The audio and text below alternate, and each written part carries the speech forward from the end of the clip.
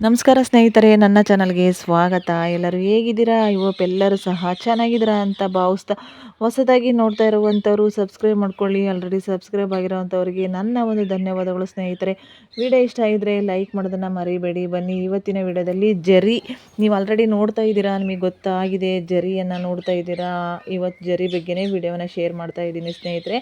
ಜರಿ ಕಂಡ್ರೆ ಏನು ಶುಭನಾ ಅಶುಭನಾ, ಅದರಲ್ಲೂ ಮನೆ ಒಳಗಡೆ ಬಂದರೆ ಯಾವ ದಿಕ್ಕಿನಲ್ಲಿ ಬಂದರೆ, ಮನೆಯಲ್ಲಿ ಯಾವ ವಾರ ಬಂದರೆ ಏನು ಫಲ ಅನ್ನೋದನ್ನು ನೋಡೋಣ. ಜರಿ ಏನಾದರೂ ಮನೆ ಒಳಗಡೆ ಬಂದಿರೋದ್ರಿಂದ ಏನು ಒಳ್ಳೆಯದಾಗುತ್ತೋ ಇಲ್ವೋ, ಏನಾಗುತ್ತೋ ಏನೋ ಅನ್ನುವಂಥ ಭಯ ಗಾಬರಿ ಖಂಡಿತ ಇದ್ದೇ ಇರುತ್ತೆ. ಅದ್ರ ಬಗ್ಗೆ ನೋಡೋಣ ಸ್ನೇಹಿತರೆ. ಈ ಜರಿಯನ್ನು ಎಲ್ಲರೂ ಸಹ ಅಂದರೆ ಹಿಂದಿನ ಕಾಲದಲ್ಲಿ ಏನು ಹೇಳ್ತಾ ಇದ್ರು ಅಂದರೆ, ಜರಿ ಕಂಡ್ರೆ ಸಿರಿ ಕಂಡಂತೆ ಅಂತಲೂ ಸಹ ಹೇಳ್ತಾರೆ. ಈ ಒಂದು ಜರಿ ಅನ್ನುವಂಥದ್ದು ಲಕ್ಷ್ಮೀ ಚೇಳು ಅಂತಲೂ ಕರೀತಾರೆ. ಆಮೇಲೆ ಶತಪಥಿ ಅಂತ ಕರೀತಾರೆ. ಇದಕ್ಕೆ ಅದರದ್ದೇ ಆದಂತಹ ಶಕುನ ಫಲಗಳು ಸಹ ಇದ್ದಾವೆ. ಇದು ಜರಿ ಅಂತೂ ತುಂಬ ಅಂದರೆ ಜರಿ ಕಂಡ್ರೆ ತುಂಬಾ ಒಳ್ಳೆಯದು ಅಂತಲೂ ನಮ್ಮ ಪೂರ್ವಜರು ಹೇಳ್ತಾರೆ. ಇನ್ನು ನಾವು ಸಾಮಾನ್ಯವಾಗಿ ಮಾಡೋದೇನಪ್ಪ ಅಂದರೆ, ಆಮೇಲೆ ಇದು ಮಳೆಗಾಲದಲ್ಲಿ, ಆಮೇಲೆ ಮಣ್ಣಿನಲ್ಲಿ ಜಾಸ್ತಿ ನಾವೇನಾದರೂ ಹೂವಿನ ಗಿಡಗಳನ್ನು ಹಾಕಿರ್ತೀವಿ ನೋಡಿ, ಪಾಟಲ್ಲಿ ಹಾಕಿದರೆ ಅದ್ರ ಕೆಳಗಡೆ ಮಣ್ಣಿನಲ್ಲಿರುವಂಥದ್ದು ಜಾಸ್ತಿ ಜರಿ ಅನ್ನೋ ತಂಪಾದ ಒಂದು ವಾತಾವರಣದಲ್ಲಿ ಇರುತ್ತೆ ಈ ಒಂದು ಜರಿ ಅನ್ನುವಂಥದ್ದು. ಅದು ಮಿಸ್ ಆಗಿ ನಮ್ಮ ಮನೆ ಒಳಗಡೆ ಬಂದುಬಿಡುತ್ತೆ. ಅದಕ್ಕೆ ಏನು ಫಲ ಅನ್ನೋದನ್ನು ನೋಡೋಣ ನಾವು.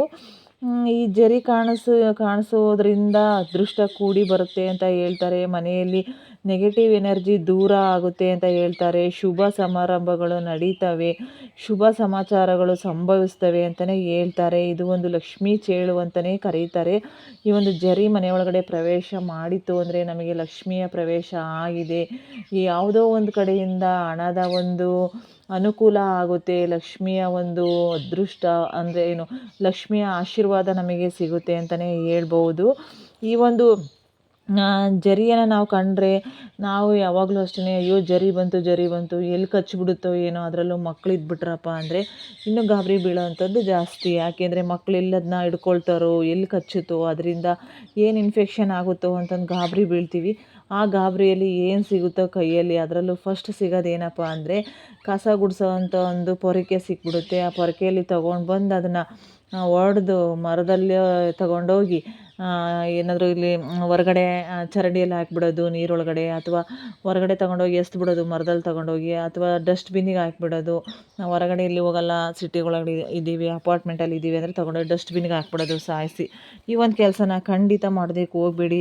ಅದರಲ್ಲೂ ಜರಿನ ಸಾಯಿಸೋದ್ರಿಂದ, ಇದು ಒಂದು ಜರಿ ಎನ್ನುವಂಥದ್ದು ರಾಹುವಿನ ಸಂಕೇತ ಅಂತ ಹೇಳ್ತಾರೆ.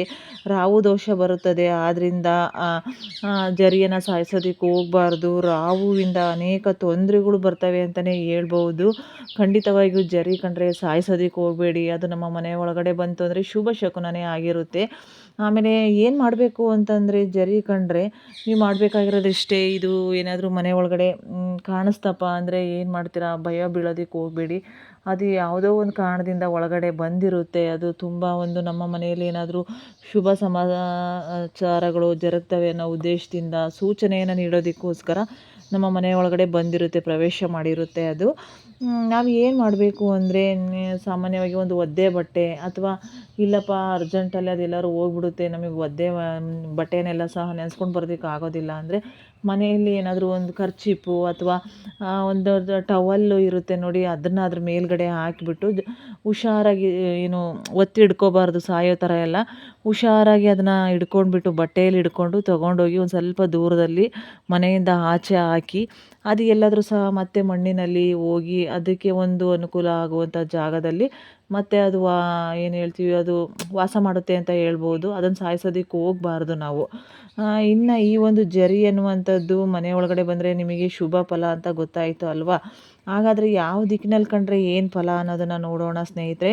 ಈ ಒಂದು ಜರಿ ಅನ್ನುವಂಥದ್ದು ನಮ್ಮ ಮನೆಯಲ್ಲಿ ಪೂರ್ವ ದಿಕ್ಕಿನಲ್ಲಿ ಒಂದು ಕಾಣಿಸ್ತಪ್ಪ ನಮಗೆ ಅಂತ ಅಂದರೆ, ಪೂರ್ವಜರ ಆಸ್ತಿ ಅನ್ನುವಂಥದ್ದು ನಮಗೆ ಸಿಗುತ್ತೆ ಅಂತ ಅನ್ನುವ ಸೂಚನೆಯನ್ನು ನೀಡುವುದಾಗಿರುತ್ತೆ. ಇನ್ನು ಪಶ್ಚಿಮ ದಿಕ್ಕಿನಲ್ಲಿ ಕಾಣಿಸ್ತು ಅಂದರೆ ಶತ್ರುಗಳಿಂದ ಮುಕ್ತರಾಗ್ತೀವಿ, ಶತ್ರುಗಳ ತೊಂದರೆಯಿಂದ ದೂರ ಆಗ್ತೀವಿ, ಶತ್ರುಗಳು ದಮನ ಆಗ್ತಾರೆ ಅಂತ ಹೇಳ್ಬೋದು. ಇನ್ನು ದಕ್ಷಿಣ ದಿಕ್ಕಿನಲ್ಲಿ ಒಂದು ಕಾಣಿಸ್ತಪ್ಪ ನಮ್ಮ ಮನೆಯ ಒಳಗಡೆ ಅಂದರೆ ಅಪಮೃತ್ಯುವಿನಿಂದ ಪಾರಾಗ್ತೀವಿ ನಾವು. ನಮಗೇನಾದರೂ ಮೃತ್ಯು ದೋಷಗಳಿದ್ದರೆ, ಏನಾದರೂ ಒಂದು ಘಟನೆ ಸಂಭವಿಸೋದಿತ್ತು ಅಂದರೆ ಅದು ದಕ್ಷಿಣ ದಿಕ್ಕಿನಲ್ಲಿ ಕಾಣುತ್ತೆ. ಆಗ ನಮಗೆ ಒಳ್ಳೆಯದೇ ಆಗುತ್ತೆ ಅಂತ ಹೇಳ್ಬೋದು. ಇನ್ನು ಉತ್ತರ ದಿಕ್ಕಿನಲ್ಲಿ ಕಾಣಿಸ್ತು ಅಂದರೆ ಇದನ್ನ ನಾವು ಜರಿಯನ್ನೇ ನಾವು ಲಕ್ಷ್ಮಿಯ ಒಂದು ಏನು ಹೇಳ್ತೀವಿ, ಲಕ್ಷ್ಮಿ ಚೇಳು, ಲಕ್ಷ್ಮಿಗೆ ಹೋಲಿಸಿದ್ದೀವಿ ಅಂದಾಗ ಉತ್ತರ ದಿಕ್ಕು ಯಾವ ದಿಕ್ಕು? ಕುಬೇರ ದಿಕ್ಕು, ಲಕ್ಷ್ಮಿ ಬರುವಂತಹ ದಿಕ್ಕು ಅಂತ ನಮ್ಮೆಲ್ಲರಿಗೂ ಸಹ ಗೊತ್ತಿದ್ದೇ ಇದೆ. ಹಾಗಾಗಿಬಿಟ್ಟು ಉತ್ತರ ದಿಕ್ಕಿನಲ್ಲಿ ನಮ್ಮ ಮನೆಯಲ್ಲಿ ಕಾಣಿಸ್ತಪ್ಪ ಅಂದರೆ ನಮ್ಮ ಒಂದು ಹಣಕಾಸಿನ ಸ್ಥಿತಿ ಅನ್ನುವಂಥದ್ದು ಉತ್ತಮವಾಗುತ್ತೆ. ಯಾವುದಾದ್ರೂ ಆಗಿರುವಂಥ ಹಣ ಅನ್ನುವಂಥದ್ದು ಬರುತ್ತೆ. ನಮಗೆ ಹಣಕಾಸಿನ ತೊಂದರೆ ಅನ್ನುವಂಥದ್ದು ಇರೋದಿಲ್ಲ. ಇದು ಒಂದು ಉತ್ತರ ದಿಕ್ಕಿನಲ್ಲಿ ಕಾಣಿಸ್ತಪ್ಪ ಅಂತ ಅಂದರೆ. ಇನ್ನು ಯಾವ ವಾರ ನಮ್ಮ ಮನೆ ಒಳಗಡೆ ಪ್ರವೇಶ ಮಾಡಿದರೆ ಏನು ಫಲ ಅನ್ನೋದನ್ನು ನೋಡೋಣ ಸ್ನೇಹಿತರೆ ನಾವು.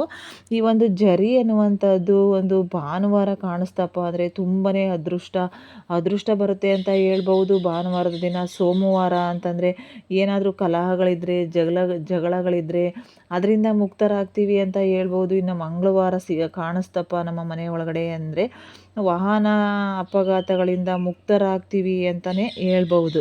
ಇನ್ನು ಬುಧವಾರ ಕಾಣಿಸ್ತಂದರೆ ಬಾಂಧವ್ಯಗಳು ಹೆಚ್ಚಾಗಿ ಚೆನ್ನಾಗಿ ಆಗ್ತವೆ, ಬಾಂಧವ್ಯಗಳು ಚೆನ್ನಾಗಿರ್ತವೆ ಅಂತ ಹೇಳ್ಬೋದು. ಅಕ್ಕಪಕ್ಕದವರಾಗಿರ್ಬೋದು ಅಥವಾ ರಿಲೇಷನ್ಗಳಲ್ಲಾಗಿರ್ಬೋದು ಒಂದು ಬಾಂಧವ್ಯ ಅನ್ನುವಂಥದ್ದು ಚೆನ್ನಾಗಿರುತ್ತೆ. ಇನ್ನು ಶುಕ್ರವಾರ ಗುರುವಾರ ಕಾಣಿಸ್ತಪ್ಪ ಅಂದರೆ ಒಂದು ಪೂರ್ವಿಕರ ಆಸ್ತಿ ವಿಚಾರದಲ್ಲಿ ಒಂದು ಶುಭ ಸಮಾಚಾರಗಳನ್ನು ಕೇಳ್ತೀವಿ ನಾವು. ಪೂರ್ವಿಕರ ಆಸ್ತಿಯ ಬಗ್ಗೆ ನಮಗೇನಾದರೂ ಮುನ್ಸೂಚನೆಗಳು ಸಿಗ್ತವೆ, ಏನಾದರೂ ನಮಗೆ ಒಲಿಯುತ್ತೆ ಅನ್ನೋವಂಥ ಮುನ್ಸೂಚನೆಗಳು ಸಿಗ್ತವೆ ಅಂದಾಗ ಗುರುವಾರದ ದಿನ ಕಾಣಿಸ್ಕೊಳ್ಳುತ್ತೆ. ಇನ್ನು ಶುಕ್ರವಾರದ ದಿನ ಅದೃಷ್ಟ ಕೂಡಿ ಬಂದು ನಾವು ಭೂಮಿ ತೆಗೆದುಕೊಳ್ಳುವಂಥ ಯೋಗ ನಮಗೆ ಬರುತ್ತೆ ಅಂತಲೇ ಹೇಳ್ಬೋದು. ಇನ್ನು ಶನಿವಾರ ಕಾಣಿಸ್ತಪ್ಪ ಅಂದರೆ ರಾಜಕೀಯದಲ್ಲಿ ಸ್ಥಾನಮಾನ ಗೌರವಗಳು ನಮಗೆ ನೆಲೆಸ್ತವೆ ರಾಜಕೀಯ ಕ್ಷೇತ್ರದಲ್ಲಿ ಅಂತಲೇ ನಾವು ಹೇಳ್ಬೋದು ಸ್ನೇಹಿತರೆ. ಹೀಗಾಗಿ ತುಂಬ ಜರಿ ಅನ್ನುವಂಥದ್ದು ಮನೆ ಒಳಗಡೆ ಪ್ರವೇಶ ಮಾಡ್ತು ಅಂದರೆ ತುಂಬಾ ಒಳ್ಳೆಯದು. ಎಲ್ಲ ರೀತಿಯಿಂದಲೂ ಸಹ ಒಂದು ಶುಭ ಶಕುನಗಳೇ ನಮಗೆ ಜರುಗ್ತವೆ ಅಂತ ಹೇಳ್ಬೋದು. ಇವೆಲ್ಲ ನಮ್ಮ ನಂಬಿಕೆಗಳು ಆಗಿರ್ತವೆ. ಅಂದರೆ ಏನಾದರೂ ತೊಂದರೆ ಆಗುತ್ತೋ ಇಲ್ಲವೋ, ಒಂದು ಜರಿ ಅನ್ನುವಂಥದ್ದು ಒಂದು ವಿಷ ಜಂತು, ಅದು ಕಚ್ಚಿದರೆ ಅದರಿಂದ ಏನಾದರೂ ಆಗುತ್ತೋ ಏನೋ ಅನ್ನುವಂಥ ಭಯ ಬೇಡ. ಹುಷಾರಾಗಿರಿ. ಆದಷ್ಟು ಕಾಣಿಸ್ತಪ್ಪ ಅಂದರೆ ಸಾಯಿಸೋದಕ್ಕೆ ಹೋಗಬೇಡಿ. ಅದನ್ನು ಹಾಗೇ ಹುಷಾರಾಗಿ ತೊಗೊಂಡು ಹೋಗ್ಬಿಟ್ಟು ನಾನು ಹೇಳಿರೋ ರೀತಿಯಲ್ಲಿ ಮನೆಯಿಂದ ಹೊರಗಡೆ ಬಿಡಿ. ಅದನ್ನು ಸಾಯಿಸಿ ಎಲ್ಲಂದರಲ್ಲಿ ನೀರಲ್ಲಿ ಚರಂಡಿಯಲ್ಲಿ ಆ ಥರ ಎಲ್ಲನೂ ಸಹ ಹಾಕೋದಕ್ಕೆಲ್ಲ ಹೋಗಬೇಡಿ ಅಂತ ಹೇಳ್ತಾ ಸ್ನೇಹಿತರೆ, ಒಟ್ಟಿನಲ್ಲಿ ಜರಿ ಅನ್ನುವಂಥದ್ದು. ಆಮೇಲೆ ಇನ್ನೊಂದು ಅಡುಗೆ ಮನೆಯಲ್ಲಿ ಕಾಣಿಸ್ತು ಜರಿ ಅಂದರೆ ನಮಗೆ ಹೆಣ್ಣು ಮಕ್ಕಳಿಗೆ ಆರೋಗ್ಯ ಅನ್ನುವಂಥದ್ದು ವೃದ್ಧಿಯಾಗುತ್ತೆ. ಹೆಣ್ಮಕ್ಳ ಆರೋಗ್ಯ ಸಮಸ್ಯೆ ಅನ್ನುವಂಥದ್ದು ನಿವಾರಣೆ ಆಗುತ್ತೆ ಅಂತ ಹೇಳ್ತಾರೆ ಅಡುಗೆ ಮನೆಯಲ್ಲಿ ಕಾಣಿಸ್ತು ಅಂದರೆ. ಆಮೇಲೆ ಲಕ್ಷ್ಮಿಯ ಆಶೀರ್ವಾದನೂ ಸಹ ಇದರಿಂದ ಸಿಗುತ್ತೆ. ಲಕ್ಷ್ಮಿ ನಮ್ಮ ಮನೆಗೆ ಪ್ರವೇಶ ಮಾಡ್ತಾಳೆ ಅಂತಲೇ ಹೇಳ್ತಾರೆ. ಆಗ್ನೇಯ ದಿಕ್ಕಿನಿಂದ ಲಕ್ಷ್ಮಿ ಪ್ರವೇಶ ಮಾಡ್ತಾಳೆ ಅಂತ ಹೇಳ್ತಾರೆ. ಹಾಗೇನೆ ಆಗ್ನೇಯ ದಿಕ್ಕಿನಲ್ಲಿ ಒಂದು ಜರಿ ಕಾಣಿಸ್ತಪ್ಪ ಅಡುಗೆ ಮನೆಯಲ್ಲಿ ಅಂದರೆ ಹೆಣ್ಮಕ್ಳಿಗೆ ಆರೋಗ್ಯದ ವಿಚಾರದಲ್ಲಿ ತುಂಬಾ ಶುಭ ಫಲಗಳು ಸಿಗ್ತವೆ ಅಂತ ಹೇಳ್ತಾರೆ ಸ್ನೇಹಿತರೆ. ಒಟ್ಟಿನಲ್ಲಿ ಜರಿ ಕಂಡ್ರೆ ಭಯ ಬೀಳುವಂಥದ್ದು ಬೇಡ.